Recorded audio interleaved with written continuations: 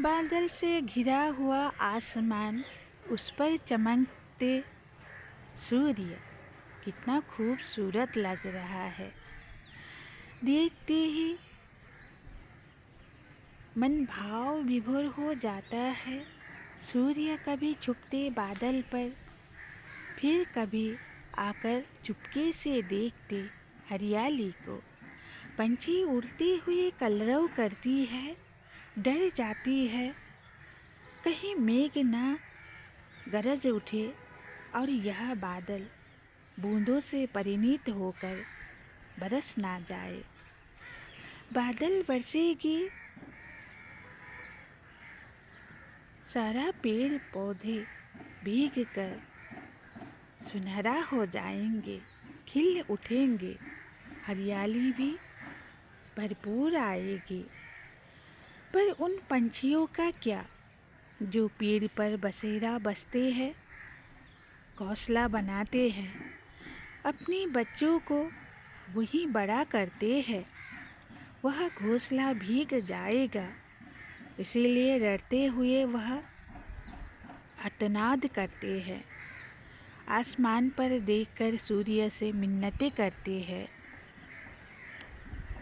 चारों ओर सतरंगी रोशनी फैलाने वाले सूर्य, आप आज बादल से क्यों अटखेलियाँ खेल रहे हो?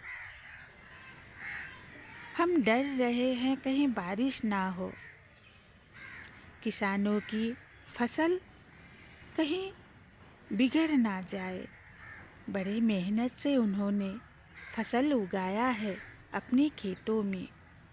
सुबह निकल जाते हैं वह खेत पर, शाम को लौट आते हैं। मन तो उनका खेतों पे ही रह जाता है। बस एक शरीर है, घर पर आकर बिस्तर पर लेट जाते हैं। आसमान पर देखकर तारे गिनते हुए वह सुबह को इंतज़ार करते हैं। ज्यों-ज्यों सुबह हो जाती है, वह उठकर अपने आप को स्वस्थ करके फिर से खेतों पर लौट जाते हैं। अपनी फसल को देखकर वह इतनी खुशी हो जाते हैं और फसल से ही बातें करने लगते हैं। कहते हैं, खेत हरा भरा हुआ मेरा, फसल उगा सोना सा, खिलता हुआ यह फसल हमारा जान है। अगर यह फसल बर्बाद हो जाएगा ये बादल, तो हम क्या करें?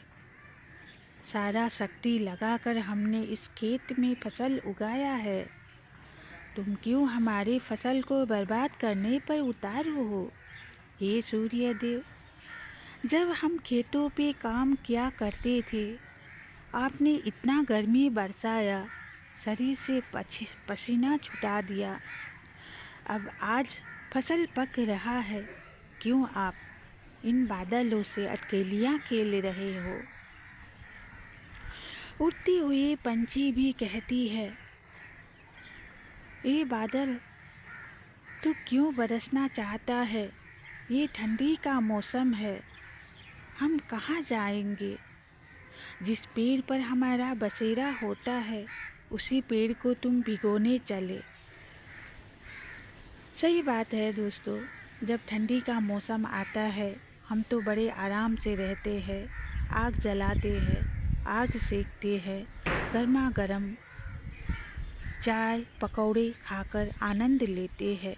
पर ये बेजुबान पंछी, बेजुबान जीव और वह खेत खलिहान सब भीग कर तहस नहस हो जाती है। और ये पंछी रोते हुए ईश्वर को ही कहते हैं, हे ईश्वर, तुम ही हमारे रक्षक हो, तुम ही हमारे देन हो, रक्षा करो।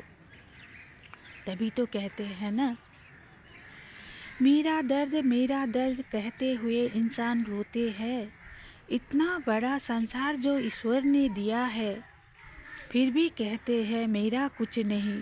हे ईश्वर, तूने मुझे जन्म दिया क्यों? इतना दर्द अगर देना था जन्म से पहले ही क्यों हमें उठा ना लिया? कुछ अपना नहीं है, खाली हाथ हम आए हैं इस दुनिया में, खाली हाथ ही जाएंगे इस दुनिया से। प्रेम, संस्कार, आदर, अपनापन ही जाएगा। जिसे हम प्रेम करेंगे वह हमारे लिए लाखों दुआएं मांगेगा ईश्वर से। जिसे हम सहारा देंगे वही आंसू बहाकर हमें विदा करेगा। जिसे हम अपना कहते हैं वह भी हमारे साथ जाने वाला तो है नहीं। फिर भी हम क्यों अपनों के लिए रोते हैं, पाने के लिए रोते हैं। कुछ हमारा नहीं है। हमारे माता पिता इस संसार से चले गए, क्या हम उनके साथ जा पाए? कभी नहीं। इसीलिए ईश्वर को ही अपना बनाइए, प्रेम बांटिए, सबसे सद्भाव रखिए। आपको जाते जाते हजारों दुआएं देंगे वो। हम यही चाहते हैं, हम सबसे प्रेम भाव रखें, पंछियों को भी अपना बनाए, पेड़ पौधों को भी अपना बनाए, बेजुबान जो पशु है, पक्षी है, उनको अपना बनाए।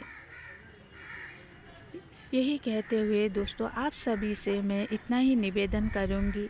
ठंडी का मौसम आ रहा है, अपना ध्यान रखिएगा और इन पंछियों का भी ध्यान रखिएगा, क्योंकि यह ही हमारा अपना है। जब रात को हम सोते हैं, सुबह का आभास हमें तब होता है, पंछी आकर मुंडेर पर बैठकर हमें जगाती है, यही कहती है जागो सुबह हो गई है, मुझे भूख लगी है, कुछ तो खाने को दो। हम भी उठ कर देखते हैं, पंछी कलरव कर रही है भूख से।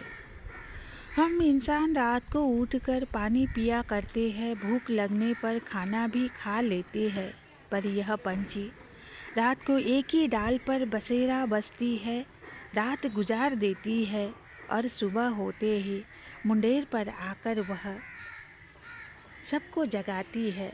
क्यों दोस्तों, है ना? यही कहते हुए दोस्तों आप सभी से विदा लेती हूँ मैं। मिलेंगे अगले वीडियो में।